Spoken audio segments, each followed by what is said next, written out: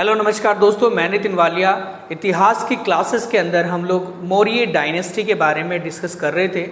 हमने last class के अंदर चंद्रगुप्त मौर्य जो मौर्य वंश के संस्थापक थे उनके बारे में अपनी क्लास के माध्यम से आपको समझाया था। आज की जो हमारी क्लास रहेगी वो चंद्रगुप्त मौर्य के जो लड़के थे बिंदुसार और बिंदुसार के जो लड़के थे अशोक, इन दोनों शासकों के बारे में रहेगी। तो जैसे कि हम लोग बात करें आपसे कि मौर्य वंश जो है इसके समय पूछ लिया जाता है, इसका जो टाइम पीरियड पूछ लिया जाता है तो 322 ईसा पूर्व से लेकर 185 ईसा पूर्व मतलब BCE जो था वो टाइम पीरियड रहा है मौर्य डायनेस्टी का पूरे के पूरी का। और जिसमें पहले जो शासक रहे, जो संस्थापक थे, इनका जो समय था वो 322 ईसा पूर्व से हमने कल पढ़ा था और 298 ईसा पूर्व मतलब BC तक रहा है। 298 ईसा पूर्व में चंद्रगुप्त मौर्य का देहांत हो जाता है, मोक्ष की प्राप्ति हो जाती है श्रवणबेलगोला के अंदर।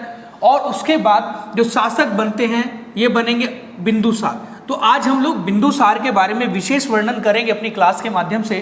तो बिंदुसार का जो समय रहा है वो रहा है 298 BC से 269 BC मतलब ईसा पूर्व तक। ये जो समय था वो बिंदुसार का था। अशोक के बारे में हम लोग वर्णन जरूर करेंगे, लेकिन उससे पहले समझ लेते हैं बिंदुसार के बारे में। तो बिंदुसार जो था इसको अन्य नाम से भी जाना जाता है। जो इसका अन्य नाम था वो था अमित्रोघात। अमित्रोघात इसे कहा जाता है, या फिर इसे एक नाम दिया जाता है यूनानी लेखकों के द्वारा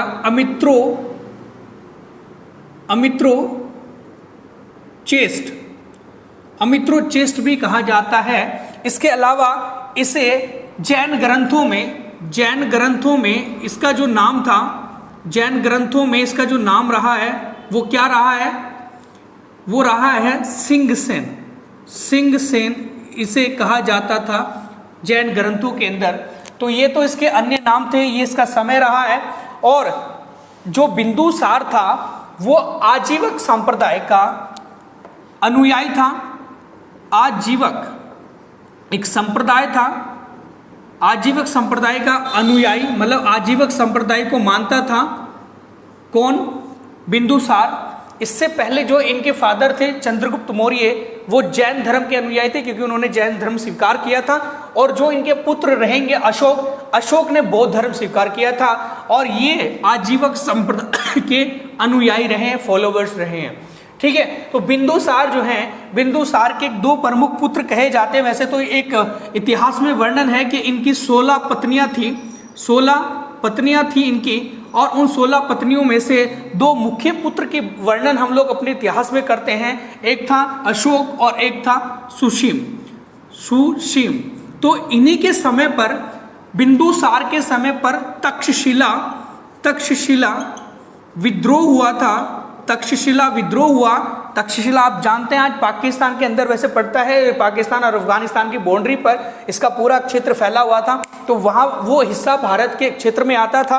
और भारत के अंदर एक बड़ा साम्राज्य उस समय चला करता था, वो था मगध। मगध पर जो साम्राज्य चला करता था मौर्य साम्राज्य। तो उस टाइम पर तक्षशिला विद्रोह हुआ। तो तक्षशिला का विद्रोह को दमन करने के लिए, मतलब इसको रोकने के लिए बिंदुसार ने सुसीम को भेजा था।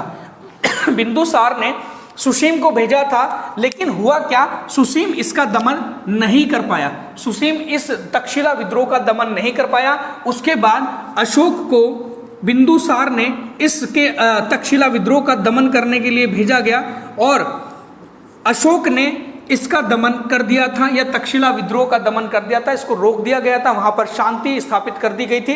तो इसीलिए उसी टाइम पर बिंदुसार ने ये सोच लिया था कि मेरा जो उत्तराधिकारी रहेगा वो अशोक रहेगा। ठीक है। तो जो बिंदुसार थे, बिंदुसार की माता का नाम क्या था, मतलब चंद्रगुप्त की वो पत्नी कौन सी थी जो बिंदुसार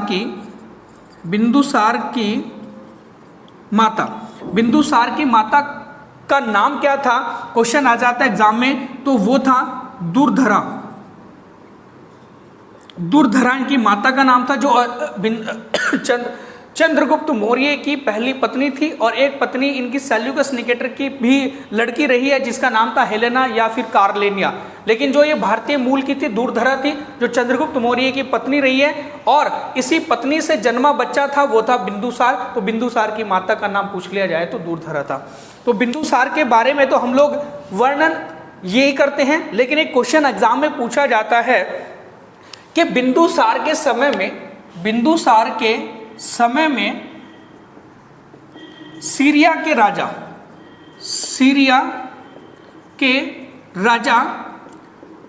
एंटियोकस के राजदूत, इनके एक राजदूत रहे हैं, उन राजदूत का नाम था डाइमेकस। ये एक राजदूत थे जो किसके थे?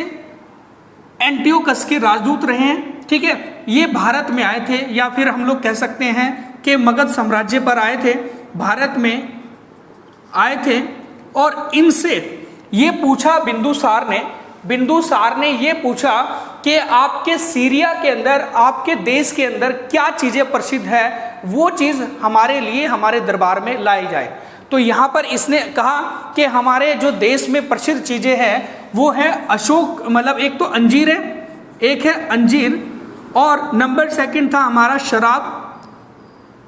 शराब और एक और चीज इन्हें बोली वो था दार्शनिक। जो वहां के दार्शनिक थे, दार्शनिक ये भी वहां के प्रसिद्ध थे। तो अंजीर और शराब को तो बिंदुसार के दरबार में भेज दिया गया था डाइमेकस के द्वारा, लेकिन ये कहा गया कि दार्शनिक का हम लोग क्रय विक्रय, उनकी खरीदारी नहीं करते या उनको बेचा नहीं जाता। तो दार्शनिक एक विद्वान है जिनको हम लोग इस प्रकार से बेच और खरीद नहीं सकते, लेकिन आपको अंजीर और शराब हम लोग भिजवा देंगे। तो ये चीज़ वहाँ पर भेजी गई थी। इस प्रकार के प्रश्न भी पूछ लिए जाते एग्जाम में। तो ये था बिंदुसार के बारे में वर्णन। अब लोग हम जानकारी लेंगे अशोक के बारे में कि अशोक जिस समय साम्राज्य स्थापित किया अशोक ने भारत के ऊपर, तो किस प्रकार से अशोक का साम्राज्य रहा है भारत में और क्या क्या एग्जाम में जो प्रश्न पूछे जाते हैं अशोक से संबंधित, तो वो आज की जो हमारी क्लास रहेगी वो अब हम लोग डिस्कस करेंगे अशोक के बारे में और अशोक का कार्यकाल कितना है, वो सारी चीज़ें। तो अशोक का जो टाइम पीरियड है वो क्या रहा है इस इतिहास के अंदर, 269 से लेकर 232 BC तक रहा है। ठीक है, तो मेरा मतलब कहने का ये है कि बिंदुसार की मृत्यु के बाद सीधा गद्दी पर जो बैठ गए थे वो अशोक का राज्याभिषेक हुआ। तो यहाँ पर 269 ईसा पूर्व के अंदर। तो अब क्वेश्चन ये है हमारा कि अशोक का जन्म कब हुआ था? है अशोक का जन्म तो ये हुआ 304 ईसा पूर्व में और कहाँ पर? पाटलिपुत्र में। पाटलिपुत्र के अंदर जो उस समय मगध की राजधानी हुआ करती थी, वहाँ पर अशोक का जन्म हुआ। और अशोक जो थे, इनके जो राज्याभिषेक हुआ, तो राज्याभिषेक से पहले ये बौद्ध ग्रंथों के अंदर लिखा हुआ है कि अशोक ने अपने 99 भाइयों की हत्या की थी और हत्या करने के बाद गद्दी पर बैठे थे। तो ये भी प्रश्न हमारे एग्जाम में बन जाता है कि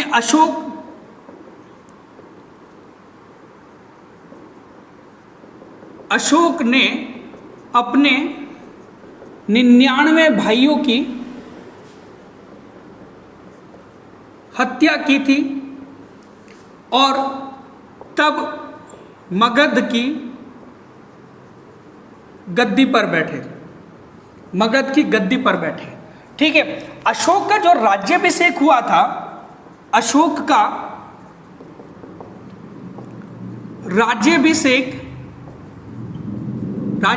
का मतलब होता है राज तिलक। जिस समय इन्होंने गद्दी संभाली थी, राज्याभिषेक 269 ईसा पूर्व में BC में अशोक का राज्याभिषेक हुआ और अपने राज्याभिषेक के 8 वर्षों के बाद, अपने राज्याभिषेक के 8 वर्षों के बाद अशोक ने कलिंग युद्ध लड़ा, कलिंग युद्ध लड़ा था। अब ये कलिंग युद्ध क्या था? कलिंग एक राज्य हुआ करता था उस समय, जिस समय अशोक का शासन चल रहा था। जो आज का उड़ीसा वाला हिस्सा है, उस उड़ीसा वाले हिस्से को कलिंग कहा जाता था। तो कलिंग को कब्जाने के लिए, उस साम्राज्य को स्थापित करने के लिए, बनाने के लिए, दोबारा से उसको कब्जे में लेने के लिए अशोक ने कलिंग युद्ध लड़ा था। और अपने राज्याभिषेक के 8 वर्षों के बाद, इसका मतलब जो कलिंग युद्ध हुआ था, जो ये कलिंग युद्ध हुआ था वो हुआ 261 BC में, ईसा पूर्व में कलिंग युद्ध लड़ा गया। और इसके अंदर बहुत ज़्यादा रक्तपात हुआ, क्योंकि लोग इसमें मारे गए। अशोक की तरफ से भी बहुत सेना मारी गई, और इसके अलावा जो कलिंग के राजा थे वहाँ की सेना भी बहुत ज़्यादा आघात हुई, मारी गई, उसमें रक्तपात हुआ, खून खराबा हुआ। तो उसी से प्रभावित हुए अशोक, उन्हीं से प्रभावित हुए, अशोक को दिक्कत आई, अशोक का हृदय परिवर्तन हुआ। इस युद्ध के बाद में क्वेश्चन पूछा जाता है कि किस युद्ध के बाद में अशोक का हृदय परिवर्तन हुआ, तो हम लोग पॉइंट लिख सकते हैं कि इस युद्ध के बाद अशोक का हृदय परिवर्तित हुआ। मतलब हम लोग कह सकते हैं ना, बहुत ज्यादा आघात पहुंचा, और अशोक ने वो लड़ना, मार पीट करना या फिर युद्ध करना इत्यादि ये सारे कार्य छोड़ दिए और एक शांति के मार्ग पर चले।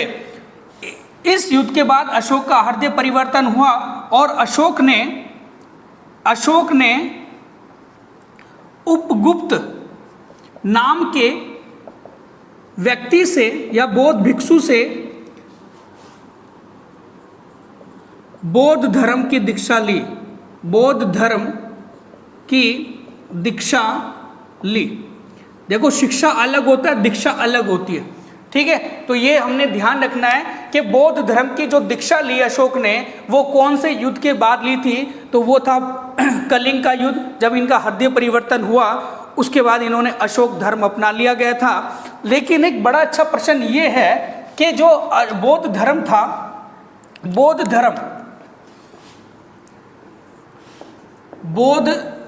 धर्म अशोक का व्यक्तिगत मतलब एक पर्सनल धर्म था या मानना था, ठीक है। तो ये जो बौद्ध धर्म था, इनका एक व्यक्तिगत धर्म था जिसको ये मानते थे, ना कि राजकीय धर्म, ना कि राजकीय धर्म। राजकीय धर्म का मतलब ये होता है कि जिस तरीके से आज भारत में डेमोक्रेसी है, भारत के अंदर अगर बात की जाती है, एक हिंदू प्रधानमंत्री राष्ट्रपति हैं, तो क्या भारत में पूरा संपूर्ण हिंदू धर्म चलता है? नहीं चलेगा, क्योंकि किसी भी राजा का या किसी भी प्रधान राष्ट्रपति का जो धर्म होता है वो उसका एक पर्सनल धर्म है, ना कि उसका राजकीय धर्म है जो जनता को जानबूझकर उस पर कार्य करने के लिए बोले हो, ठीक है। तो यहाँ तक हम लोग समझ रहे हैं इस बातों को।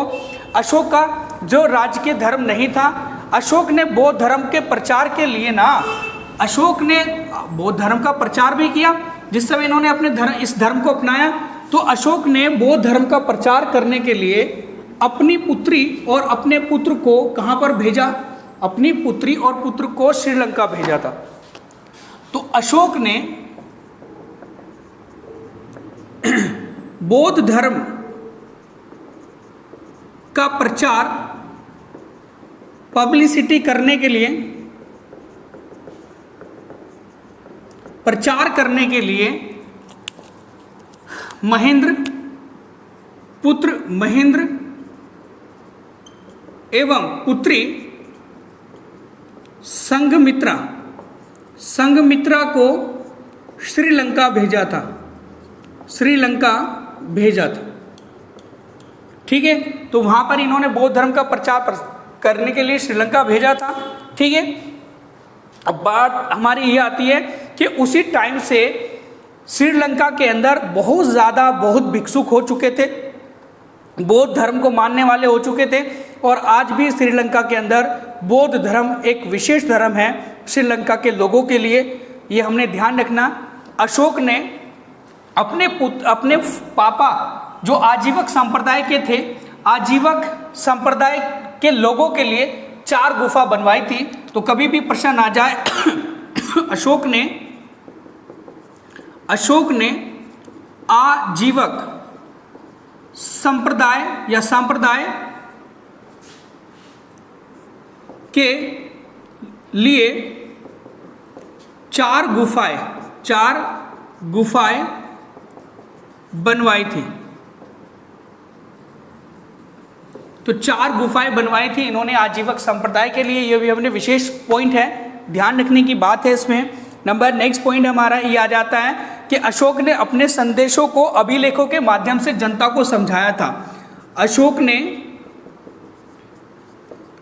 अपने संदेशों को, जैसे आज के टाइम में न्यूज़पेपर में या किसी भी एक सोशल साइट के माध्यम से अपने संदेशों को एकदम से तुरंत पहुंचाया जा सकता है जनता के समक्ष, लेकिन उस टाइम पर क्या चीज़ें ऐसी अशोक ने करी थी कि अपने संदेशों को उन्होंने जनता तक पहुंचाने का कार्य किया। तो अशोक ने अपने संदेशों को जनता तक पहुंचाने के लिए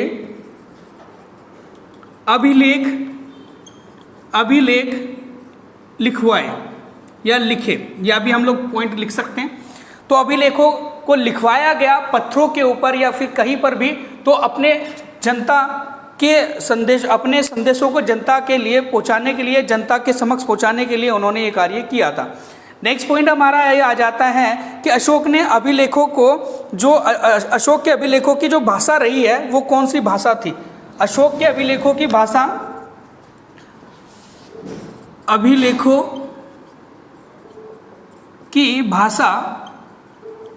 प्राकृत भाषा थी।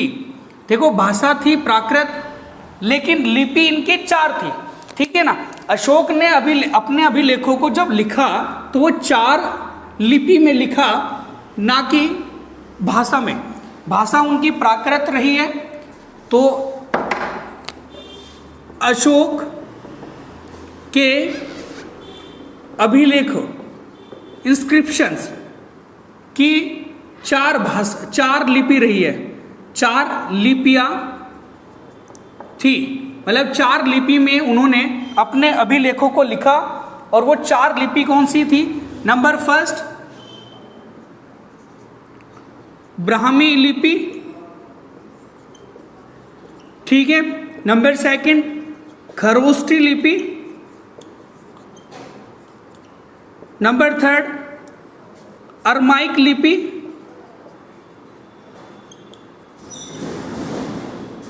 और नंबर 4 पर जो थी हमारी, नंबर 4 पर ग्रीक लिपि। ये 4 लिपियां थी अशोक की।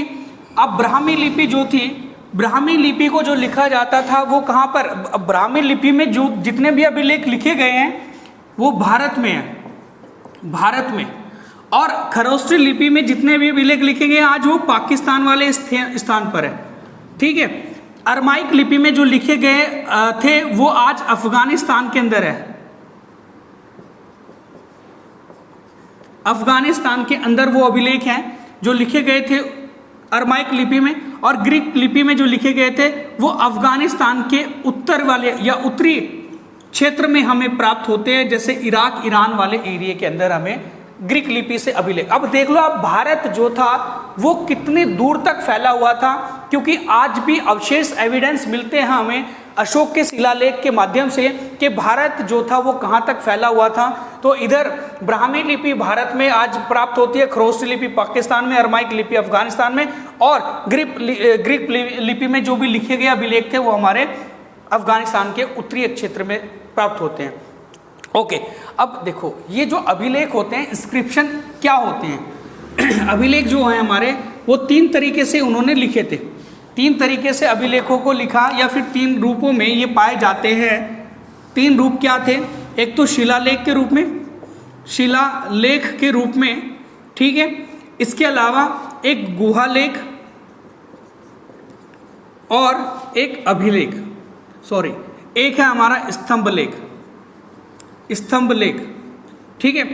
मतलब एक ऐसा लेखन जो अभिलेखों के माध्यम से जाना जाता है। एक तो पत्थरों पर किया गया लेख जो उन्होंने लिखा गया था उसे शिलालेख कहा गया, जो उन्होंने गुफाओं के अंदर लिखी गई चीज़ें थी उसे गुहालेख कहा गया, और जो उन्होंने स्तंभ के अंदर, कोई स्तंभ था, पिलर था, उस पिलर के ऊपर जो भी चीज़ें लिखी गई है उसे स्तंभ लेख कहा गया। तो इस प्रकार से अभिलेख जो थे वो 3 रूपों में पाए गए। टोटल अभिलेख अगर बात की जाती है, जो एविडेंस मिले हैं हमें, तो टोटल अभिलेख जो थे अशोक के वो 33 रहे हैं ये कहा जाता है। 14 शिलालेख थे जिनको मेजर शिलालेख कहा जाता है। तो ध्यान रखेंगे जो ये हमारे 14 शिलालेख हैं, इन 14 शिलालेख के ऊपर भी प्रश्न बन जाते हैं कि पहले शिलालेख में क्या है, दूसरे में क्या है, तीसरे में क्या है, चौथे में क्या है, 5वें में क्या है, छठे में क्या है, 7वें में क्या है, 8वें में क्या है, 9वें में, 10वें में, 11वें में और 12वें में, 13वें में और 14 में। 14 टोटल शिलालेख रहे हैं। ये हमारी स्क्रीन पर है, इनको आप लोग पढ़ लेंगे, इसका स्क्रीनशॉट ले लेंगे, जो एग्जाम में प्रश्न पूछे जाते हैं इन शिलालेखों से संबंधित, ठीक है। और टोटल अभिलेख प्राप्त हुए हैं 33, कुछ गुहालेख है और बाकी के स्तंभ लेख रहे हैं अशोक के। अब प्रश्न हमारा बनता है कि अशोक इतने टाइम पहले, ईसा पूर्व, जब ईसा मसीह का जन्म तक नहीं हुआ था उस टाइम, उससे भी बहुत साल पहले ये चीजें लिखी जा चुकी थी, लेकिन इनको पढ़ा किसने था, किसने इनको समझा था। तो क्वेश्चन आता है कि अशोक के अभिलेखों की खोज, अभिलेखों की खोज 1750 में, 1750 में पी पेंथेलर ने की थी, पी पेंथेलर ने की थी, ये करके प्रश्न हमारा आ जाता है 1750 में, ठीक है। उसके अलावा अशोक के शिलालेखों को पहली बार किसने पढ़ा था? अभिलेखों को पहली बार 1837 में जेम्स प्रिंसेप ने पढ़ा था, जेम्स प्रिंसेप ने पढ़ा था। ये भी प्रश्न हमारे एग्जाम में कई बार रिपीट हुआ है, तो ये चीज़ें हमने ध्यान रखनी है अशोक से संबंधित कि इन्होंने, इनके अभिलेखों को किसने खोजा था, अभिलेखों को किसने पहली बार पढ़ा था। और अधिकतर अभिलेखों के नाम अशोक ने देव नाम प्रियदर्शी के रूप में रखे थे। अधिकतम अभिलेखों के नाम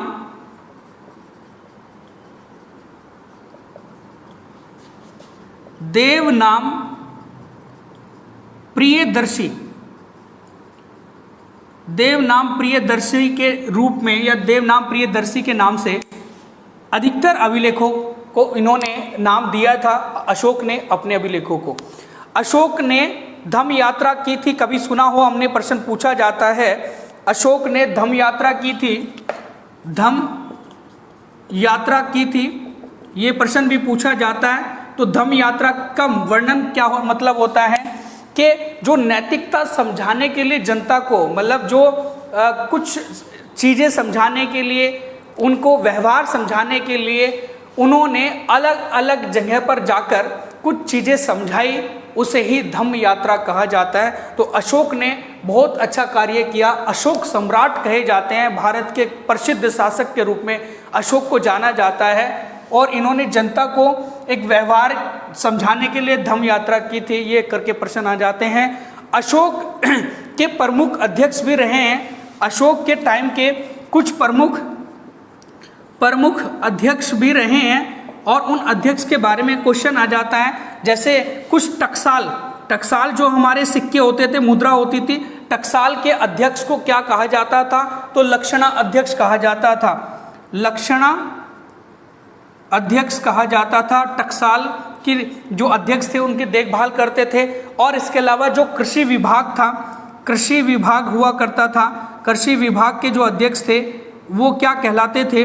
तो ये प्रश्न आ जाता है हमारा, तो उसे कहा जाता था सीताध्यक्ष। तो इस प्रकार से और भी अन्य अध्यक्ष हैं, तो वो अशोक के टाइम पर हुआ करते थे। तो तो ये हमारी आज की जो क्लास रही है बहुत ज़्यादा महत्वपूर्ण क्लास थी, जिसमें हमने बिंदुसार और अशोक के बारे में, उनकी पर्सनल लाइफ और उनके जो एक शासक के कार्य थे, शासक के रूप में जो अशोक के कार्य रहे हैं, उनको आज की क्लास में हमने समझा है। और जो हमारी नेक्स्ट क्लास रहेगी वो इतिहास के एक बड़े महत्वपूर्ण टॉपिक पर रहेगी। तो आज की क्लास के लिए हम लोग इतना ही करेंगे and thank you so much.